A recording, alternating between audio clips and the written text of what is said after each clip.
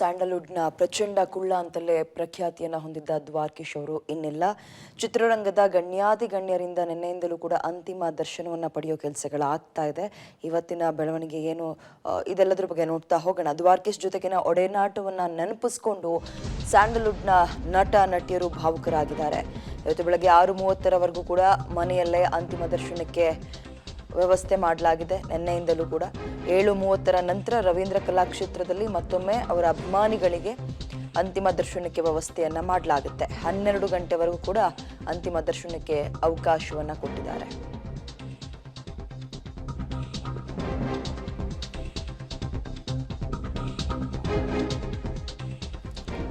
ಚಿತ್ರರಂಗದ ಹಿರಿಯ ನಟ ದ್ವಾರಕೀಶ್ ಅಸ್ತಂಗತರಾಗಿದ್ದಾರೆ. ಚಿತ್ರರಂಗದ ಗಣ್ಯರು ಬಂದು ಅಂತಿಮ ದರ್ಶನವನ್ನು ನಿನ್ನೆಯಿಂದಲೂ ಕೂಡ ಪಡಿತಾ ಇದ್ದಾರೆ. ಇನ್ನು ದ್ವಾರಕೀಶ್ ಜೊತೆಗಿನ ಒಡನಾಟವನ್ನು ನೆನಪಿಸ್ಕೊಂಡು ಭಾವುಕರಾಗ್ತಾ ಇದ್ದು ಇವತ್ತು ಬೆಳಗ್ಗೆ 6:30ರವರೆಗೂ ಕೂಡ ಇನ್ನೊಂದು ಅರ್ಧ ಗಂಟೆಗಳ ಕಾಲ ಅವರು ಮನೆಯಲ್ಲೇ ಅಂತಿಮ ದರ್ಶನಕ್ಕೆ ಅಂದರೆ ಅವರ ತೀರಾ ಅತ್ಯಾಪ್ತರು ಮತ್ತು ಸ್ಯಾಂಡಲ್ವುಡ್ಗೆ ಸಂಬಂಧಪಟ್ಟಂತಹ ನಟ ನಟಿಯರು ಬಂದು ಅಂತಿಮ ದರ್ಶನವನ್ನು ಪಡೆದುಕೊಂಡು ಹೋಗ್ಬೋದು. ಅದಾದಮೇಲೆ ಅವರು ಅಪಾರ ಅಭಿಮಾನಿ ಬಳಗವನ್ನು ಹೊಂದಿದ್ದಂಥವರು ದ್ವಾರಕೀಶ್ ಅವ್ರಿಗೂ ಕೂಡ ಅಭಿಮಾನಿಗಳಿಗೆ ಅಂತಿಮ ದರ್ಶನಕ್ಕೆ ವ್ಯವಸ್ಥೆಯನ್ನು ಮಾಡಲಾಗಿದೆ. 7:30ರಿಂದ ರವೀಂದ್ರ ಕಲಾಕ್ಷೇತ್ರದಲ್ಲಿ ಅಂತಿಮ ದರ್ಶನಕ್ಕೆ ವ್ಯವಸ್ಥೆ ಮಾಡಲಾಗಿದ್ದು 12 ಗಂಟೆವರೆಗೂ ಕೂಡ ಅಂತಿಮ ದರ್ಶನಕ್ಕೆ ಅವಕಾಶವನ್ನು ಕೊಟ್ಟಿದ್ದಾರೆ. ಹಿರಿಯ ನಟ ಮತ್ತು ನಿರ್ದೇಶಕ ಹಾಗೂ ನಿರ್ಮಾಪಕ ಕೂಡ ಹೌದು. 81 ವರ್ಷ ವಯಸ್ಸಾಗಿತ್ತು. ಹೃದಯಾಘಾತದಿಂದ ಇದೀಗ ಇಡೀ ಸ್ಯಾಂಡಲ್ವುಡ್ಗೆ ಒಂದು ರೀತಿ ಕಣ್ಣೀರು ಹಾಕುವಂತಹ ಪರಿಸ್ಥಿತಿ. ಪ್ರಚಂಡ ಕುಳ್ಳ ಅಂತಲೇ ಖ್ಯಾತರಾಗಿದ್ರು ದ್ವಾರಕೀಶ್ ಅವರು. ಕನ್ನಡ ಚಿತ್ರರಂಗದ ಹಿರಿಯ ಕಲಾವಿದರು ಕೂಡ ಹೌದು.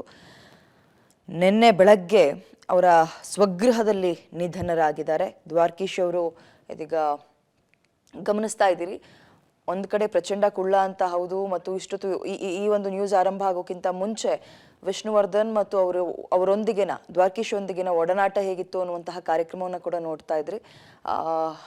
ಒಂದು ಕಡೆ ವಿಷ್ಣು ಅವರ ಅಭಿಮಾನಿ, ಮಗದೊಂದು ಕಡೆ ದ್ವಾರಕೀಶ್ ಅವರ ಅಭಿಮಾನಿ, ಇವರಿಬ್ಬರ ಸ್ನೇಹ ಸಂಬಂಧವನ್ನ ನೋಡಿ ನಿಜಕ್ಕೂ ನೆನ್ನೆಯಿಂದ ಕಣ್ಣೀರು ಹಾಕ್ತಾ ಇದೆ. ಇವತ್ತು 12 ಗಂಟೆವರೆಗೂ ಕೂಡ ಅವಕಾಶವನ್ನ ಕೊಟ್ಟಿದ್ದಾರೆ ಅಂತಿಮ ದರ್ಶನಕ್ಕೆ. ಸ್ಯಾಂಡಲ್ವುಡ್ನ ಹಿರಿಯ ನಟ ಮತ್ತು ಪ್ರಚಂಡ ಕುಳ್ಳ ಅಂತಲೇ ಖ್ಯಾತಿಯಾಗಿದ್ರು ದ್ವಾರಕೀಶ್. ಇದೀಗ ಅವರ ಸ್ವಗೃಹದಲ್ಲೇ ಅಂತಿಮ ದರ್ಶನಕ್ಕೆ 6:30ವರೆಗೂ ಕೂಡ ಅವಕಾಶವನ್ನ ಮಾಡಿಕೊಟ್ಟಿದ್ದಾರೆ. ಮತ್ತಷ್ಟು ಮಾಹಿತಿ ನಮ್ಮ ಪ್ರತಿನಿಧಿ ಮಾದೇಶ್ ನೀಡ್ತಾರೆ. ಮಾದೇಶ್, ಇನ್ನು ಸ್ವಗೃಹದಿಂದ ಒಂದು ಬಾಡಿಯನ್ನ ಮತ್ತೆ ಬೇರೆ ಕಡೆಗೆ ಶಿಫ್ಟ್ ಮಾಡೋದು ಯಾವಾಗ, ಸದ್ಯದ ಪರಿಸ್ಥಿತಿ ಮತ್ತು ಯಾರೆಲ್ಲ ಬಂದು ಹೋದ್ರು ರಾತ್ರಿಯಿಂದ, ಡೀಟೇಲ್ಸ್ ಕೊಡೋದಾದ್ರೆ? ವಿದ್ಯಾ, ಈಗ ಸ್ವಗೃಹದಲ್ಲಿ ಇನ್ನೇನು ಕೆಲವೇ ಕ್ಷಣಗಳಲ್ಲಿ ಪಾರ್ಥಿವ ಶರೀರವನ್ನು ಇಲ್ಲಿಂದ ರವೀಂದ್ರ ಕಲಾಕ್ಷೇತ್ರಕ್ಕೆ ಶಿಫ್ಟ್ ಮಾಡುವಂಥ ಕೆಲಸವನ್ನು ಮಾಡ್ತಾರೆ. ಅದಕ್ಕೂ ಮೊದಲು ಕೆಲವು ಅಂದರೆ ಪೂಜಾ ವಿಧಿವಿಧಾನಗಳೇನಿರ್ತವೆ ಅವುಗಳನ್ನು ಮುಗಿಸುವಂಥ ಕೆಲಸವನ್ನು ಇಲ್ಲಿ ಸ್ವಗೃಹದಲ್ಲಿ ಮಾಡಲಾಗುತ್ತೆ. ಈಗ ನನ್ನ ಜೊತೆಗೆ ಹಿರಿಯ ನಿರ್ದೇಶಕರು ಭಾರ್ಗವ್ ಅವರಿದ್ದಾರೆ, ಅವರ ತಂಗಿಯ ಹಸ್ಬೆಂಡ್. ಅವ್ರನ್ನೇ ಮಾತನಾಡಿಸ್ತಾ ಹೋಗ್ತೀನಿ ಏನೆಲ್ಲ ಕಾರ್ಯಕ್ರಮಗಳಿರ್ತವೆ ಇವತ್ತು ಅಂತ. ಸರ್, ಇವತ್ತು ಅಂತ್ಯಕ್ರಿಯೆ ಆಗುತ್ತೆ. ಈಗ ಮನೆಯಲ್ಲಿ ಪಾರ್ಥಿವ ಶರೀರ ಇದೆ. ಎಷ್ಟು ಗಂಟೆಗೆ ಇಲ್ಲಿಂದ ರವೀಂದ್ರ ಕಲಾಕ್ಷೇತ್ರಕ್ಕೆ ತಗೊಂಡು ಹೋಗೋದು, ಏನು ಪೂಜಾ ವಿಧಿವಿಧಾನಗಳು ನಡೆಯುತ್ತೆ ಸರ್? ಇಲ್ಲಿ ಯಾರು ಬರ್ತಾರೋ ಬಿಡ್ತಾರೋ ಇನ್ನೂ ಸರಿಯಾಗಿ ಗೊತ್ತಿಲ್ಲ. ಬಟ್ ಈಗ ಎಲ್ಲ ನಾವು ರಿಲೇಟಿವ್ಸ್ಗಳೆಲ್ಲ ಇಲ್ಲಿ ಒಬ್ಬೊಬ್ಬರಾಗಿ ಎಲ್ಲ ಮಂದಿಯಾರೆ ಅಥವಾ ಸೇರ್ತಾ ಇರ್ತಾರೆ. ಇನ್ನು ಸ್ವಲ್ಪ ಹೊತ್ತಿಗೆ ಪುರೋಹಿತರು ಬರ್ತಾರೆ. ಪುರೋಹಿತರು ಬಂದ ಮೇಲೆ ಅದಕ್ಕೇನು ಒಂದು ಸಂಸ್ಕಾರ ಏನಿರುತ್ತೋ ಆ ವಿಧಿಗಳೆಲ್ಲ ಇಲ್ಲಿ ಪ್ರಾರಂಭ ಆಗುತ್ತೆ. ಬಟ್ ಎಷ್ಟೋ ಜನ ಕ್ರಿಮಿಟಿಯೋರಿಯಂ ಬರೋಕ್ಕಾಗೋದಿಲ್ಲ. ಬರೋಕ್ಕಾಗದೇ ಇದ್ದವ್ರಿಗೆಲ್ಲನೂ ಕೂಡ ಸಾಮಾನ್ಯವಾಗಿ ಕೆಲವು ಹೆಂಗಸರುಗಳೆಲ್ಲ ಅಲ್ಲಿಗೆ ಬರೋದಿಲ್ಲ. ಆಮೇಲೆ ಕೆಲವರು ಗಂಡಸರುಗಳು ಕೂಡ ಬರೋಕ್ಕಾಗುತ್ತೋ ಬಿಡುತ್ತೋ ಇಲ್ಲ ಅಂಥವ್ರಿಗೆಲ್ಲನೂ ಕೂಡ ಇಲ್ಲೇ ಒಂದು ಸಂಸ್ಕಾರದ ಕೊನೆ ವಿಧಿ ಇರೋದಲ್ಲ, ಆ ವಿಧಿನ ಇಲ್ಲೇ ಮಾಡ್ತಾರೆ. ಸೊ ಅಂಥವ್ರಿಗೆ ಆ ಪಾರ್ಥಿವ ಶರೀರಕ್ಕೆ ಒಂದು ನಮಸ್ಕಾರನ ಹಾಕಿ ಎಲ್ಲರೂ ಇಲ್ಲಿಂದ ಕಳಿಸ್ಕೊಡ್ತಾರೆ. ಕಳಿಸ್ಕೊಟ್ಮೇಲೆ ಅಲ್ಲಿ ರವೀಂದ್ರ ಕಲಾಕ್ಷೇತ್ರಕ್ಕೆ ಎಲ್ರಿಗೂ ದರ್ಶನಕ್ಕೋಸ್ಕರ ಎಲ್ಲನೂ ಅಣಿ ಮಾಡಿದ್ದಾರೆ ಅಂತ ಕಾಣಿಸುತ್ತೆ. ಅಲ್ಲಿ ಪಾರ್ಥಿವ ಶರೀರ ನೀಡ್ತಾರೆ. ಯಾರು ಸೆಲೆಬ್ರಿಟೀಸು, ಆಮೇಲೆ ದೊಡ್ಡವ್ರು ಯಾರು ಮಂತ್ರಿ ಯಾರು ಬರ್ತಾರೋ ಬಿಡ್ತಾರೋ ಅವರೆಲ್ಲ ಗೊತ್ತಿಲ್ಲ, ಅವ್ರುಗಳೆಲ್ಲ ಅಲ್ಲಿಗೆ ಬರ್ತಾರೆ. ಈಗ ಒಂದು ಎಲೆಕ್ಷನ್ ಒಂದು ಪ್ರಾಪಗೆಂಡ ಅದೆಲ್ಲ ಇರೋದರಿಂದ ಎಷ್ಟು ಜನ ಬರ್ತಾರೋ ಎಷ್ಟು ಜನ ಬಿಡ್ತಾರೋ ರಾಜಕೀಯ ವ್ಯಕ್ತಿಗಳು ಗೊತ್ತಿಲ್ಲ. ಅದು ಬಿಟ್ಬಿಡಿ, ಅದ್ರ ಬದಲು ಬೇಕಾಷ್ಟು ಜನ ಅವರ ದ್ವಾರಕೀಶ್ ಅವರ ಅಭಿಮಾನಿಗಳು ಬೇಕಾಷ್ಟು ಜನ ಇದ್ದಾರೆ. ಅವ್ರುಗಳೆಲ್ಲ ನೆನ್ನೆ ಎಲ್ಲ ಇಲ್ಲಿ ಬಂದು ಒಂಥರ ನಮನ ಸಲ್ಲಿಸಿದ್ದಾರೆ. ಸೊ ಇವತ್ತು ಅಲ್ಲಿಗೆ ಬಂದಿದ್ದೇನೆ ಅಂತ್ಯ ಗೌರವನ ಸೂಚಿಸ್ತಾರೆ ಅವ್ರಿಗೆ. ಬಟ್ ಇಷ್ಟು ಬೇಗನೆ ಬರಬಾರ್ದಾಗಿತ್ತು ದ್ವಾರಕೀಶ್ ಅವ್ರಿಗೆ ಮರಣ. ಯಾಕೆಂದರೆ ಭಾಳ ಲವಲವಿಕೆಯಿಂದ ಇದ್ದ ಮನುಷ್ಯ. ಯಾವಾಗ ಅದು ಅವ್ರ ಮನೆಯವ್ರು ಹೋದ್ರು ಆವಾಗಲೇ ಸ್ವಲ್ಪ ಅವರು ಕೊಂಚ ವೀಕ್ ಆಗೋದ್ರು. ಬಟ್ ನೋಡಿ ಏನಂತ ಹೇಳಿದ್ರೆ ನಿನ್ನೆ ದಿವಸ ನಿನ್ನೆ ತಾರೀಕು 5 ಎಲ್ಲನೂ ಕೂಡ ಅವ್ರ ಮನೆಯವರು ಕೂಡ ಅವತ್ತೊಂದು ದಿವಸನೇ ಹೋಗಿದ್ದು, ಒಂದು 2 ವರ್ಷದ ಹಿಂದೆನೇ 3 ವರ್ಷದ ಹಿಂದೆನೇ ಹೋಗಿದ್ದು. ಅದೇ ಡೇಟು, ಅದೇ ಇದು, ಹೆಚ್ಚು ಕಮ್ಮಿ ಅದೇ ಟೈಮಲ್ಲಿ ದ್ವಾರಕೀಶ್ ಅವರು ಹೋದರು. ಗಂಡ ಹೆಂಡ್ತಿರು ಮಿಲನ ಹೇಗೆ ದ್ವಾರಕೀಶ್ ಅವರು ಭಾಗ್ಯವಂತರು ಚಿತ್ರ ತೆಗೆದ್ರು, ಅದ್ರಲ್ಲಿ ಹೆಂಗೆ ಗಂಡ ಹೆಂಡ್ತಿ ಒಟ್ಟಿಗೆ ಹೋಗ್ತಾರೋ ಇದರಲ್ಲೂ ಕೂಡ ಗಂಡ ಹೆಂಡ್ತಿ ಒಟ್ಟಿಗೆ ಹೋಗಿದ್ದಾರೆ. ಆದರೆ ಒಂದು ಸ್ವಲ್ಪ ದಿವಸ ಒಂದು ವರ್ಷಗಳ ವ್ಯತ್ಯಾಸದಲ್ಲಿ ಇದ್ದಾರೆ. ಬಟ್ ಇಬ್ಬರು ನಿಜವಾಗಿ ಹೇಳೋದಾರೆ ಒಂಥರ ಭಾಗ್ಯವಂತರು ಅಂತಾನೆ ಹೇಳ್ಬೋದು. ಅವರಿಬ್ಬರು ಆತ್ಮಕ್ಕೂ ಶಾಂತಿ ಸಿಗಲಿ. ಸರ್, ಎಷ್ಟು ಗಂಟೆಗೆವರೆಗೂ ಅಲ್ಲಿ ರವೀಂದ್ರ ಕಲಾಕ್ಷೇತ್ರದಲ್ಲಿ ಅಂತಿಮ ದರ್ಶನಕ್ಕೆ ವ್ಯವಸ್ಥೆ ಇರುತ್ತೆ, ಮತ್ತೆ ಅಂತ್ಯಕ್ರಿಯೆ ಯಾವಾಗ ಆಗುತ್ತೆ, ಎಷ್ಟು ಗಂಟೆಗೆ? ಈಗೇನೋ 10-11 ಗಂಟೆ 11:30 ಅಂದ್ಕೊಂಡಿದ್ದಾರೆ. ಇನ್ನೊಂದೇನಂತ ಹೇಳಿದ್ರೆ, ಈ ಕೆಲವರೆಲ್ಲ ಬರೋರೆಲ್ಲ ಇರ್ತಾರಲ್ಲ, ಅವ್ರು ಎಷ್ಟೊತ್ತಿಗೆ ಬರ್ತಾರೋ ಬಿಡ್ತಾರೋ ಗೊತ್ತಿಲ್ಲ.